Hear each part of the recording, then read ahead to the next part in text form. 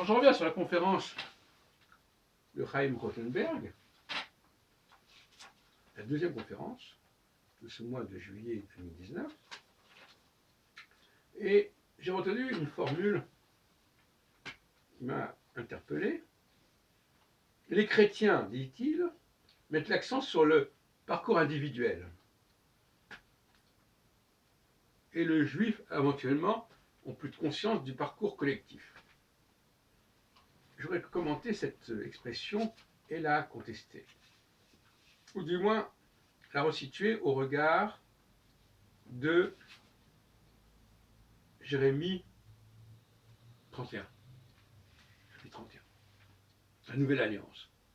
C'est le seul texte dans tout l'Ancien Testament qui parle de la Nouvelle Alliance. Terme qui est repris dans le Nouveau Testament.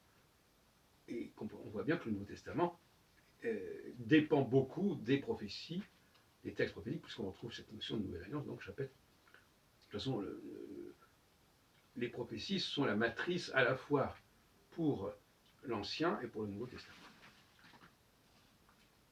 C'est la partie la plus authentique, finalement, les prophéties. Le livre des prophètes, des Nabim, que l'Ancien Testament est constitué de la Torah, des prophètes et des écrits, des Ktuvim, des hagiographes. Donc le cœur de tout le système, c'est le livre des prophètes, et à gauche le Pentateuque, à droite les écrits, et puis les évangiles. Alors, la Nouvelle Alliance, et j'insiste sur le fait que le schéma Israël, tel qu'on le pratique, est marqué par la Nouvelle Alliance, qui montre bien qu'il est inspiré par Jérémie 31. Donc il est écrit après Jérémie 31, texte de l'Exode, pas seulement.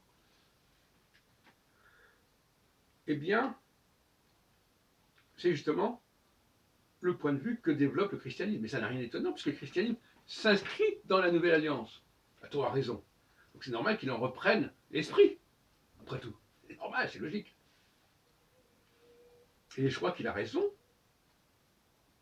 Du moins, il a raison par anticipation, puisque le texte prophétique de Jérémie, il annonce que ça va avoir lieu, ce phénomène de changement.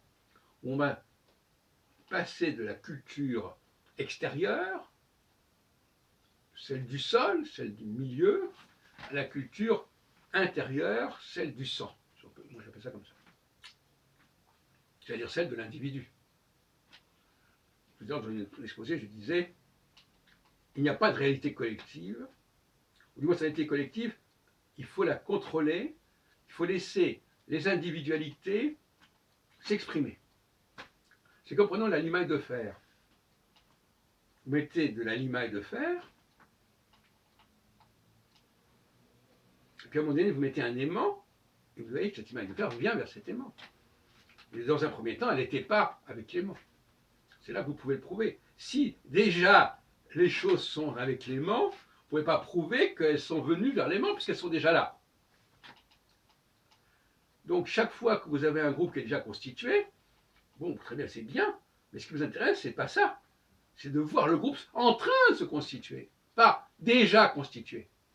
Et donc, par conséquent, dès que quelque chose est déjà constitué, sur le plan scientifique, ça n'a plus d'intérêt. Ce qui est scientifique, c'est le processus.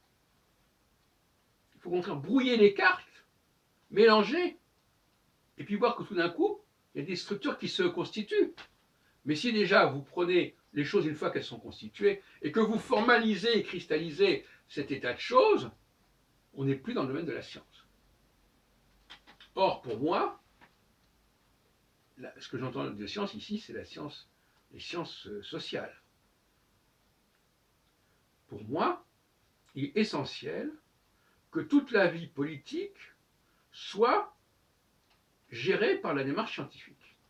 C'est-à-dire qu'on observe les choses en train de se former, qu'on observe des gens en train de choisir un chef, qu'on observe les gens en train de se réunir et de vouloir être ensemble. sans formaliser les choses et non plus sans figer ce qui a été constitué. Voilà ma philosophie. Et donc,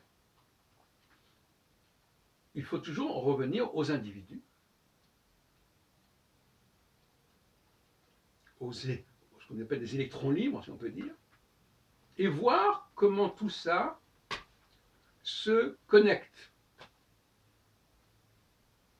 Et chaque fois, il faut recommencer. Quand l'humanité n'a plus cette capacité à se connecter librement, spontanément, eh bien, elle n'est plus intéressante à étudier. Et sa dynamique, sa spontanéité est enrayée, entravée. Et ça, c'est très fâcheux.